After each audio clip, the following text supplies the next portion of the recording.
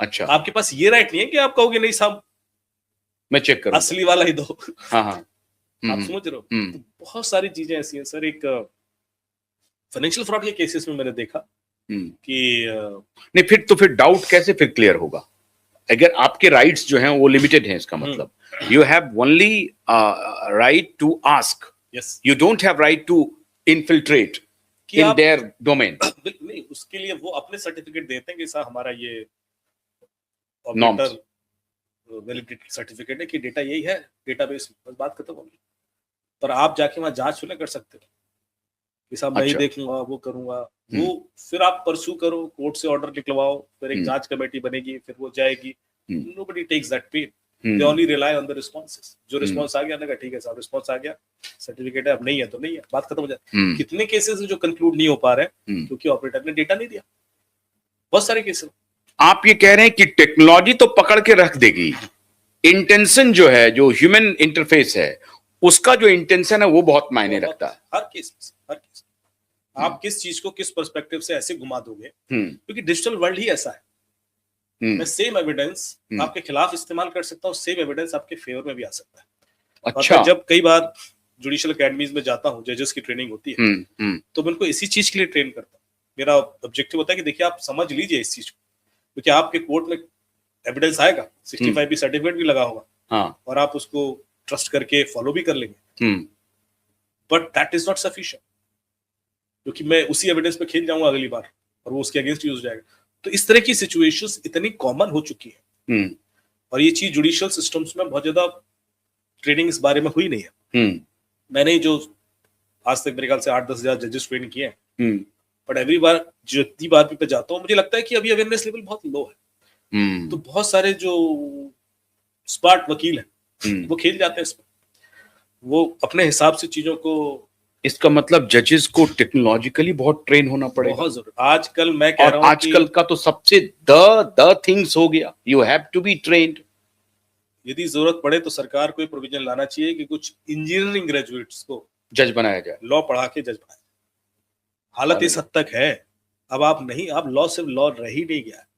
Law में जब तक आपको समझ नहीं आएगा कि ये लॉ किस लेवल पे जाके मैनिपुलेट हो जाएगा, हाँ, आप, क्योंकि जज के पास इतना टाइम नहीं होता। अभी दोनों केस इसी पर खेला जा रहा है। अभी जो कुलदीप सिंह सेंगर का जो केस आ रहा है, हाँ, उसमें भी मोबाइल टावर लोकेशन और मोबाइल और इसका खेल चल रहा है।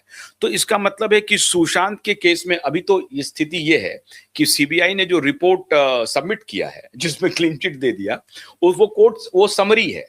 जो सपोर्टिव डॉक्यूमेंट्स है, सुशांत के परिवार वाले मांग रहे हैं कि जो आपने जो इन्वेस्टिगेशन किया है वो डॉक्यूमेंट्स दीजिए, वो डॉक्यूमेंट्स ही नहीं दे रहा है। तो इसका मतलब है कि सीबीआई टोटल एक्सपोज हो जाएगी, क्योंकि आप जो कह रहे हैं कि उसके एंगल से ये जांच किया ही नहीं होगा।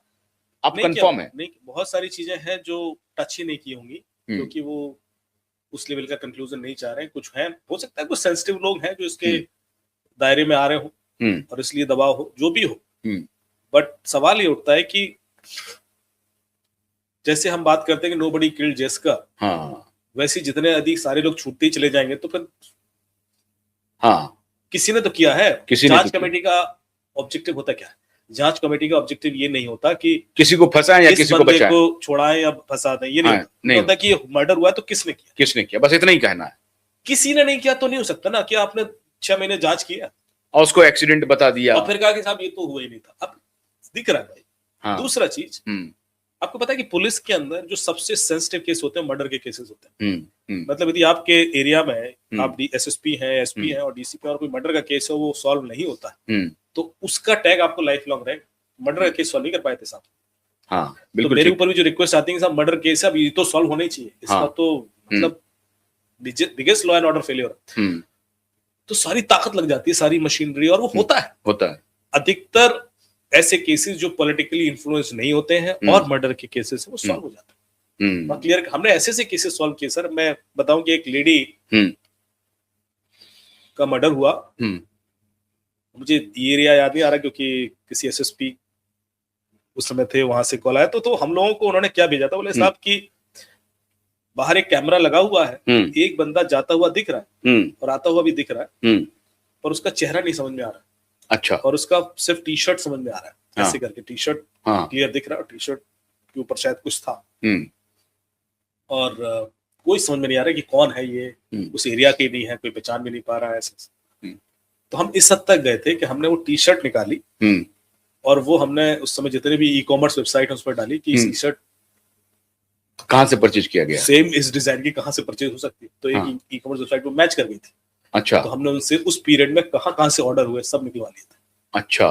तो उस एरिया जहां मर्डर हुआ था, जिसने ऑर्डर किया था, हमने उसका एड्रेस निकलवाया, उसको धर पकड़ा, वो बंदे निकला। तो हम तो यहां तक चले जाते हैं।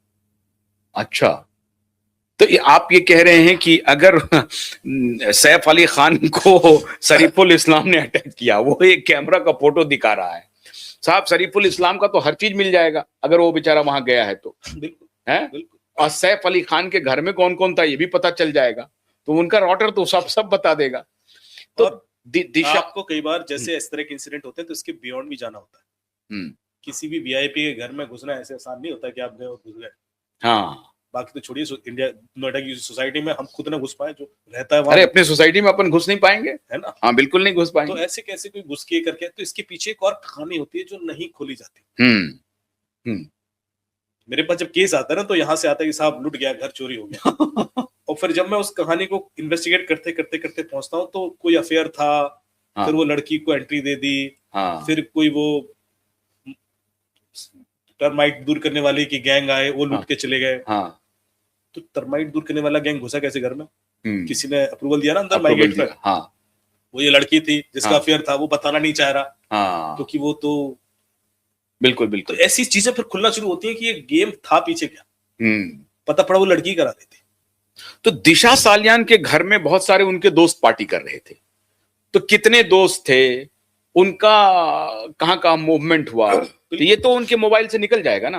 अब पता है कि सुशांत सिंह, और 17 जून तक दिशा का फोन ऑन कैसे रहा, कौन कौन यूज कर रहा था, यही पता चल जाएगा। कुछ खुलेगा, हाँ सब कुछ खुल जाएगा सर। किसके पास फोन था ये भी पता चल जाएगा। हाँ, दो चीजें होती हैं, आईपीडीआर और सीडीआर। सीडीआर होता है जो आप कॉल लगाते हैं, आईपीडीआर होता है कि इंटरनेट प्रोटोकॉल डिटेल्स रिकॉर्ड, कि आपने इंटरनेट पे क्या क्या किया, कौन सी वेबसाइट खोली, कौन सी सर्विसेज, वॉइस कॉल की, फेस टाइम किया, व्हाट्सएप किया, हर चीज खुल जाएगा। तो आपका उस पैटर्न से बहुत कुछ खुलता है।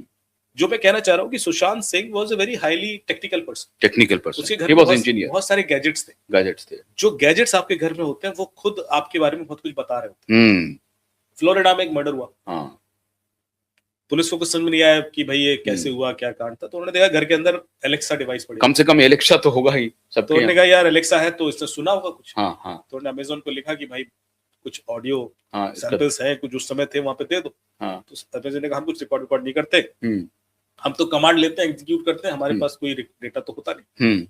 तो एफबीआई ने पूरा इनका पेटेंट डॉक्यूमेंट इन्वेस्टिगेट करना शुरू किया। तो पूरा एलेक्सा का डिजाइन एनालाइज किया तो पता पड़ा कि ये लोग पेटेंट डॉक्यूमेंट में क्लेम कर चुके हैं कि हर 10 सेकंड का साउंड बफर करते हैं 3 महीने तक, और सामने वाले की प्रोफाइलिंग करते हैं।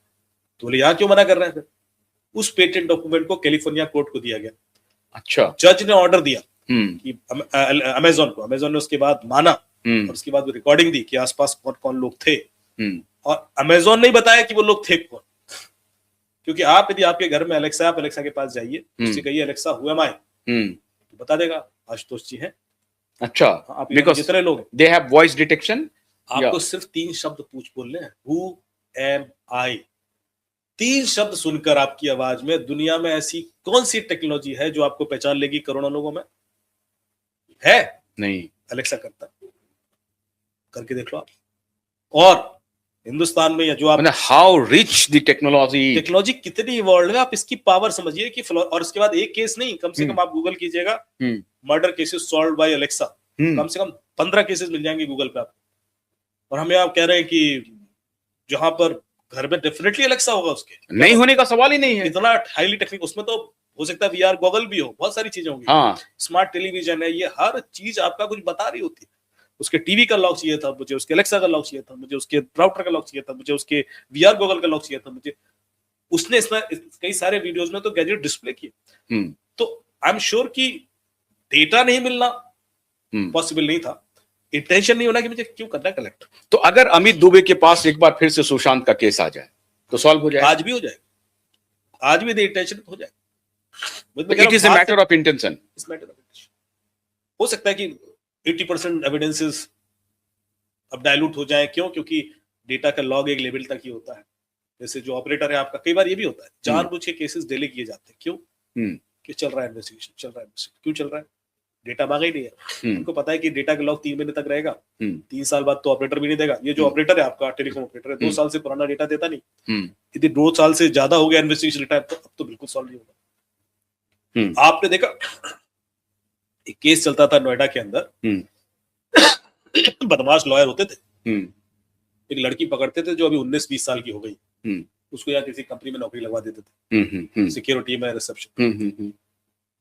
उसके बाद 1 महीने जब उसे नौकरी कर ली तो एक केस फाइल करते थे थाने में, मोलेस्टेशन का 1 साल पुराना या 2 साल पुराना।